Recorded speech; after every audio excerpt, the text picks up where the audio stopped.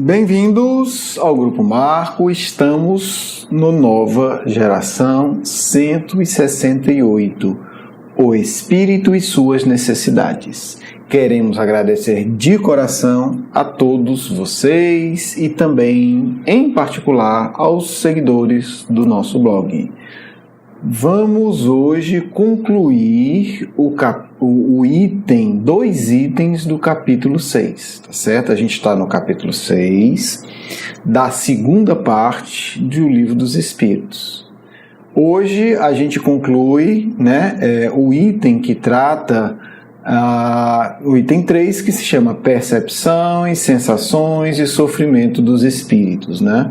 E também o item 4, onde a gente vai tocar só levemente, que é o ensaio teórico sobre a sensação nos espíritos, né? Como vocês sabem, o nosso estudo é um estudo de apresentação do Livro dos Espíritos, né? Nós não vamos pegar cada questão e aprofundar intensamente, porque precisaria de muito mais tempo, de muito mais conhecimento e etc. Né? A gente faz uma reflexão sobre um conjunto de questões em cada programa. Vamos lá. Espírito tem necessidade de descansar, de dormir? Espírito tem sofrimento físico? Espírito sofre? Esse é o tema das questões que a gente vai ler e conversar com vocês, né? Vamos lá. Questão 253. Os espíritos experimentam nossas necessidades e nossos sofrimentos físicos? Respondem os desencarnados. Eles os conhecem, porque já sofreram, né? Então, quando você fala para um espírito evoluído, eu estou muito cansado fisicamente, ele sabe do que você está falando, óbvio. Mas não os experimenta materialmente como vós. 2 pontos, são espíritos. Eu acho que esse pessoal deu uma brincada aqui com Kardec e com a gente, né? Como quem diz. Materialmente não, porque eles estão desencarnados, né? Espírito aqui é no sentido de espírito desencarnado. Mas Kardec não desiste nem com um bom humor da equipe da codificação. Ele continua sua busca por resposta. Então, na seguinte, 254, ele pergunta de novo. Como quem diz, tudo bem, brincaram, mas vamos continuar que eu tenho que prestar conta aqui do meu trabalho. Daqui a pouco chega o Espírito Verdade. Os espíritos experimentam a fadiga e a necessidade do repouso? É legal, gente, assim, esse diálogo, né? Porque a gente vê, inclusive, esses lances de bom humor. Por quê? Porque Kardec está sempre refinando as perguntas para, de fato, conseguir as respostas que ele julga as mais importantes. Então, ele pergunta de novo. Ok, entendi. Espíritos desencarnados são espíritos desencarnados. Eu estou encarnado. A minha pergunta agora é: os espíritos experimentam fadiga, cansaço? Espírito cansa? Espírito precisa parar e dizer, não, agora eu tenho que dar uma paradinha aqui que eu não estou aguentando mais, eu preciso descansar? Mais uma vez a resposta, agora mais longa. Eles não podem sentir fadiga assim como você entende. Por conseguinte, consequentemente, eles não têm necessidade do vosso repouso corporal. Está dizendo a mesma coisa, né? Estamos falando de desencarnado. Visto que não possuem órgãos cujas forças devem ser reparadas. Então, primeiro, vamos lá, a gente vai falar disso, mas entenda. O que a gente falar é outra realidade. Nós não estamos falando, ele não tem corpo físico. O espírito, porém, repousa. Eles falaram tudo isso para que a gente não ache que é a mesma coisa. Quem tem mania de fazer... A gente entende as coisas, entre aspas, muito rápido. E esse entender muito rápido significa errar. O espírito repousa.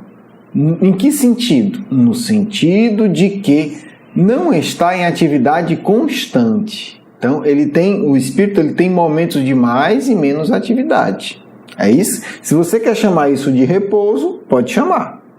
Mas não é como vocês. Continuando aqui. Ele não age materialmente, sua ação é toda intelectual e seu repouso é inteiramente moral. Aí você vai dizer, repouso moral, que diabo é isso? O diabo é isso, é o seguinte: nós não entendemos a palavra moral no Livro dos Espíritos. A palavra moral no Livro dos Espíritos, e se Deus quiser um dia eu escrevo sobre isso, significa emocional. Porque a gente acha que moral é moralidade, é um conjunto de regras, é ética. Não, os Espíritos usam aqui a palavra moral como emocional. Quando Kardec fala a escala intelecto-moral, ele está falando da escala de inteligência e de amadurecimento emocional. O que é um espírito evoluído? É um espírito emocionalmente maduro. Né? Então a gente precisa ter muito cuidado com essa palavra, porque moral, pensa, não, é a conduta da pessoa, a pessoa séria, a pessoa não mente, a pessoa não sei o quê, e alguns até extrapolam e acham que moralidade é ser, né, zangado, a cara fechada, enfim, são as distorções. Aqui, quando fala moral, a gente deve entender onde tem moral emocional. Então, o que ele está dizendo é o seguinte: os espíritos, eles agem intelectualmente, eles não têm um corpo material. Então, o descanso deles é emocional. Não é um corpo que está cansado. Eu estou com uma dor na perna, eu andei tanto que minhas pernas estão doendo. Não é isso. É um repouso emocional. Aí ele vai explicar melhor. Quer dizer que há momentos em que o seu pensamento deixa de ser tão ativo. Não deixa de ser ativo, ele diminui a atividade. E não se fixa num objeto determinado. É um tipo de meditação. Né? É quando você relaxa tanto que você para de pensar, digamos assim, nas coisas. Na verdade, é um estágio avançado de meditação. A pessoa começa a meditar pensando numa coisa só, já é um grande passo. Mas na frente ela deixa de pensar numa coisa só, ela relaxa. É um verdadeiro repouso, mas não é comparável ao do corpo. Quer dizer, o descanso do espírito, para falar a linguagem nossa, é um tipo de meditação. É isso. Então, por isso que é delicado explicar. Né? Não é um repouso do corpo, ele não apaga, não dorme. Estou cansado, não. A espécie de fadiga, né, cansaço, que os espíritos podem experimentar é uma consequência, mais uma vez, a linha mestra do Livro dos Espíritos, da inferioridade deles. Óbvio que essa fadiga, e é muito fácil entender, gente, quanto mais atrasado a gente é, mais grosseiro é o nosso perispírito. Quanto mais grosseiro, mais perto de um corpo físico. O sujeito desencarna, ele nem nota que desencarnou, porque o perispírito dele é tão grosseiro que é a mesma coisa de estar encarnado. Entendeu? Ele pisa no chão, ele sente tudo. O primeiro livro que eu li, romance, depois de ter lido o Livro dos Espíritos, bem simplesinho, era interessante. Um sujeito desencarnava, e aí ele voltava para casa, entrava no quarto e alguém fechava a porta. Ou era uma biblioteca da casa dele. Ele ficou lá dias preso. Porque ele tinha morrido, era o lugar de trabalho dele e ninguém, não tinha movimento de gente, ficava trancada a porta. Ficou não sei quantos dias. Até que uma pessoa que foi limpar, a pessoa trabalhava lá, resolveu limpar e ele saiu correndo. Ok, tudo bem. É isso? É, para ele que é inferior. Não é a regra. Os espíritos não ficam presos dentro de quarto. Né? Então, sempre considerar isso. Pois, quanto mais elevados são, menos repouso lhes é necessário. Por quê? Porque o corpo é mais suave, espiritual, as energias que ele lida são mais sutis, então não há esse cansaço físico. Ok? Ok. Quer entender isso? Livro Memórias do Suicida, terceira parte. Na verdade, a segunda, já na enfermaria. Ali a gente vai ver espíritos extremamente grosseiros, espíritos que cometeram suicídio e que antes disso também desenvolveram várias paixões inferiores, né? Aproveitaram a vida, muitos deles, como a gente diz, né? E depois se arrependeram, obviamente, como sempre. Mas o que acontece? Ali a gente vai ver que a coisa é grosseira mesmo. O sujeito sente o sangue escorrendo pela testa. O sujeito sente os pulsos que ele cortou com o físico. Porque estamos ali de espíritos grosseiros que tiveram um desencarne inadequado. Aí junta o pior dos mundos. Então, é físico. Né? Para esse grau de espírito, a gente está falando, a realidade é tão física quanto a nossa, praticamente. Tá certo? Então, sempre esse cuidado. Nosso lar é nosso lar, é um lar nosso, de espírito atrasado. Entendeu? O nome já diz tudo, é nosso, é da terra. Então o sujeito é para o nosso lar, é quase a mesma coisa, é uma cidade melhorada, é uma cidade chique. Mas é muito grosseira, é muito material, né? Tem gente que tem que andar no chão. Então, assim, é uma realidade muito próxima da nossa. É o nosso lar, é lar de espírito atrasado, óbvio.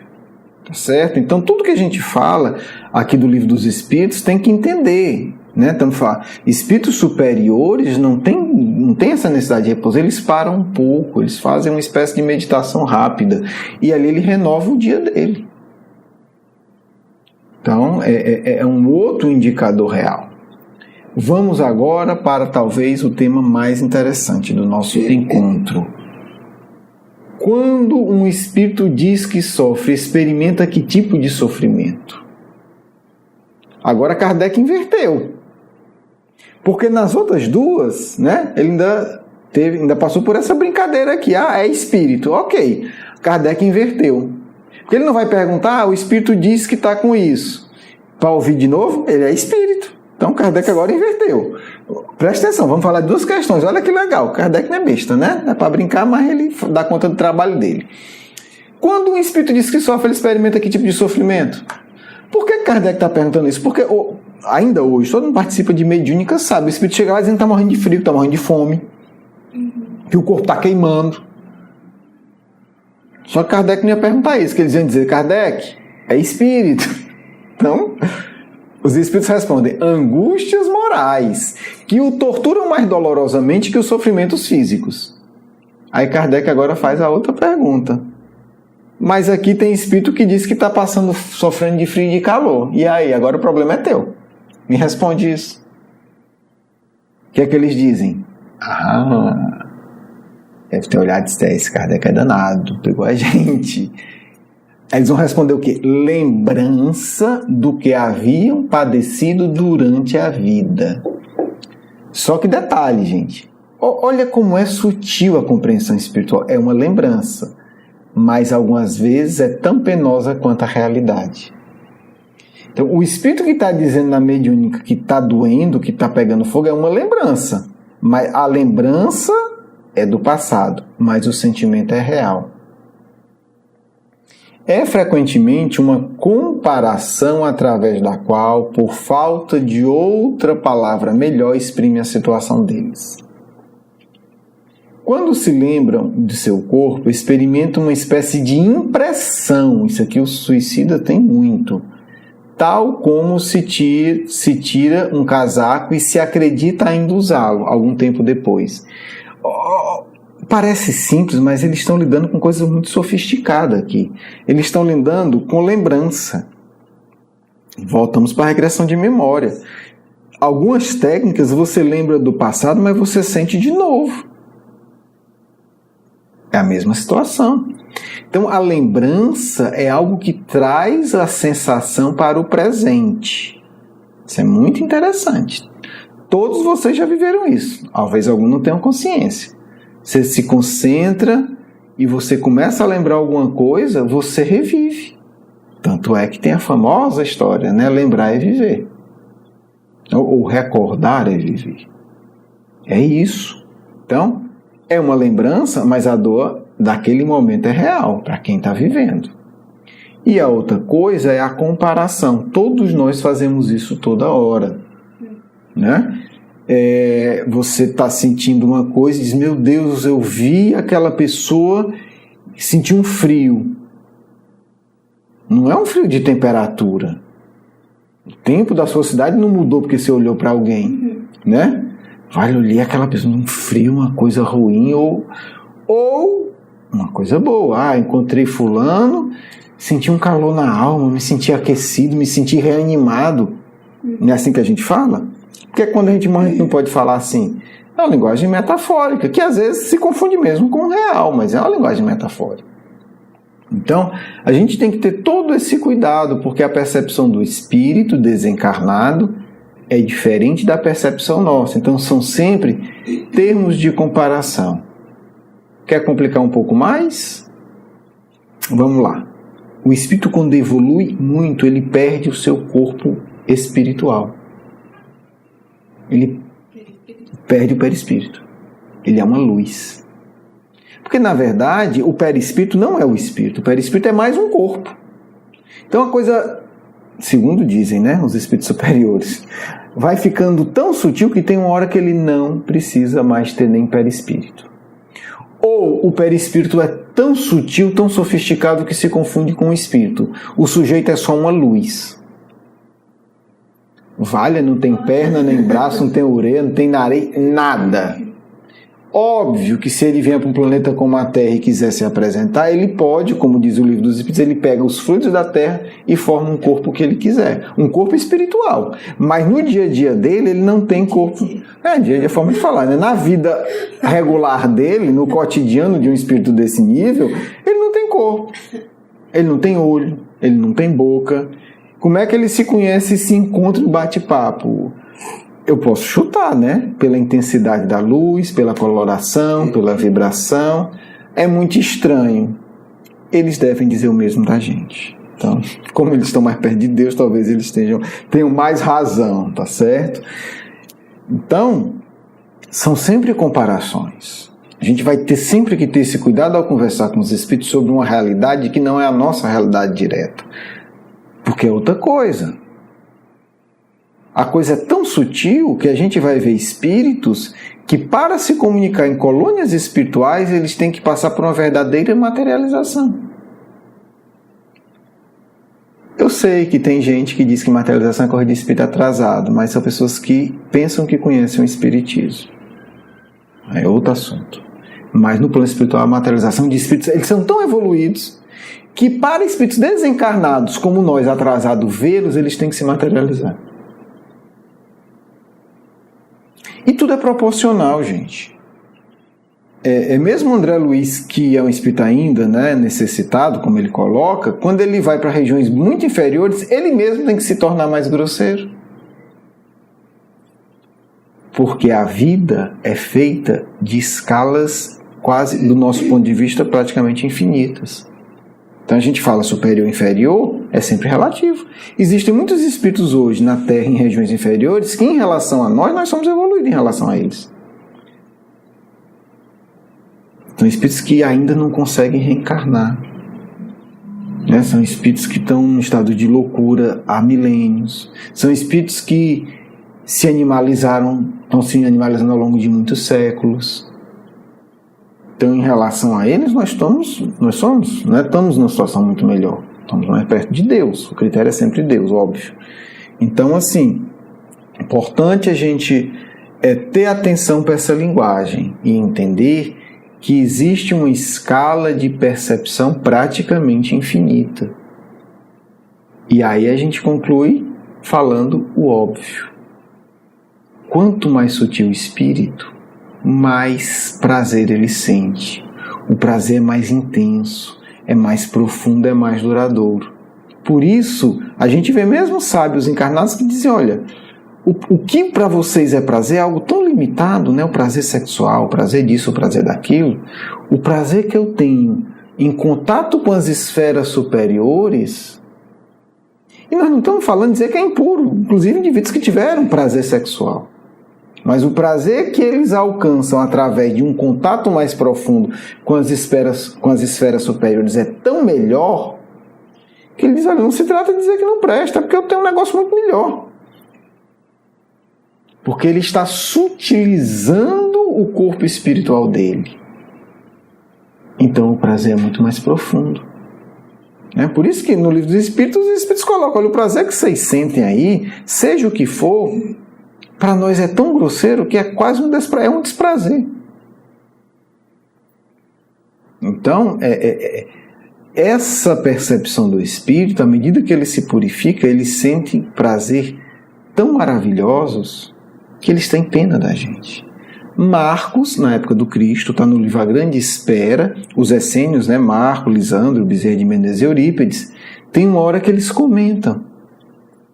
Eles dizem, se as pessoas soubessem o bem-estar e a alegria que nós, estão encarnados, que nós sentimos, eles não trocariam todas as conquistas do mundo por um pequeno momento de bem-estar que a gente tem.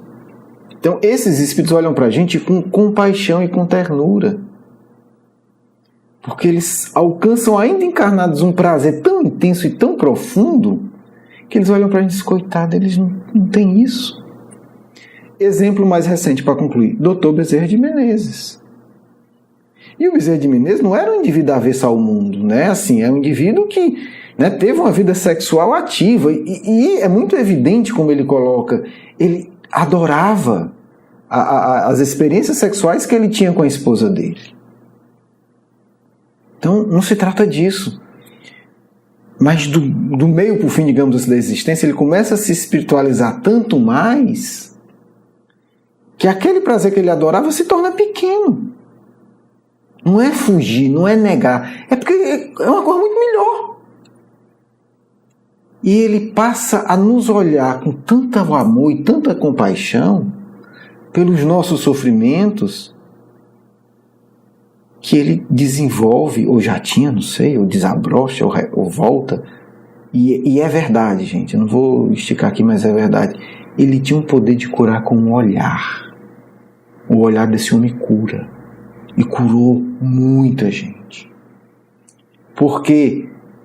Porque ele tinha uma compaixão tão grande que projetava energias tão poderosas que curavam. É verdade. É isso que a gente precisa entender. Não é uma negação burra do mundo. É uma conquista de tudo. Por isso Cristo disse, eu venci o mundo. Não saiu correndo no fundo. Não, vocês têm tudo isso, eu tenho muito mais. Vocês têm alegria? Eu tenho milhões. Vocês têm 300 prazeres? Eu tenho 3 bilhões e os meus duram para sempre. Então, isso está ligado à percepção, né? Tanto do sofrimento quanto do prazer do espírito. E à medida que o espírito se sutiliza, esse sofrimento grosseiro não toca mais nele. Né? Imagine você enfia um ferro na tomada, a corrente passa. Se você enfia uma borracha, não passa. Então, em relação às angústias desagradáveis, os espíritos superiores, eles têm um controle total disso, desencarnados. Bem, é a nossa reflexão, espero que tenha contribuído. Um grande abraço, um grande beijo no coração. Vamos para a nossa segunda parte. Filhos, que o Cristo encante vossos corações, vos fazendo sentir a harmonia celeste que o Mestre traz para cada um de nós. O Cristo, Mestre, generosíssimo amigo, doador de percepções extraordinárias, se coloca em seu coração humilde à disposição de cada um de nós, espíritos necessitados em relação a Ele, para nos ensinar a admirar as belezas do Pai. Observem que o Mestre estava sempre vinculando-se à beleza para nos ensinar.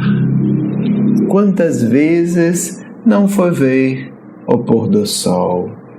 Quantas vezes não viu o nascer do dia? Não apenas por ele, mas para nos induzir a investir nossas energias na ampliação de nossas percepções. Precisamos fazer isso.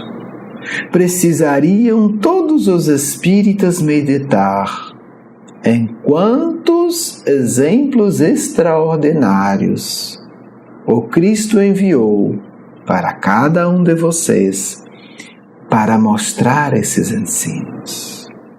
Bezerra de Menezes muda sua percepção e tudo se altera no seu ser. Busca algo tão sublime, porque sua alma já sente o chamado das esferas superiores. Por isso ele passa a ver o mundo em sua justa medida. O mundo vale apenas e exclusivamente pelo amor que podemos praticar nele. Essa é a percepção deste amigo querido. Por isso fez tanto, por isso faz tanto. Mas espíritas precisam aprender não a adorá-lo de forma externa, mas aprender essa arte maravilhosa de permitir que o amor se expanda dentro de si. Essa é a grande lição desse amigo, homem do mundo, que agia com questões muito duras do mundo, com dinheiro, com poder, lidando com milhares de pequenas situações extremamente grosseiras. E esse ser começa a mostrar para vocês como o amor pode se expandir mesmo nos ambientes mais rudes e mais difíceis, mesmo lidando com uma calúnia, mesmo sofrendo com a maldade de todos os cantos, de dentro e de fora do movimento espírita. Ele, com todas as dores sofridas, e talvez com o auxílio delas, permitiu que o amor se expandisse em seu ser, elevou-se, servindo a todos, elevou-se confiando em Deus, porque se permitiu ampliar a percepção. Meus amigos, amigas queridas, permitam-se agora ampliar a percepção. Entendam, isso é o que o Cristo quer fazer com cada um de vocês. Amplie a percepção do sentimento. Permitam-se sentir o sofrimento do outro, porque quem assim faz também permite sentir o amor que o Cristo sente por cada um de nós. Muita paz a todos, do amigo espiritual de sempre. Quero agradecer o seu carinho, a sua atenção, e para conhecer mais do nosso curso Educação Espírita, um convite à juventude, do nosso programa Nova Geração e os nossos livros, por favor visite o nosso blog grupomarcos.com.br. Você é muito bem-vindo. Um grande abraço.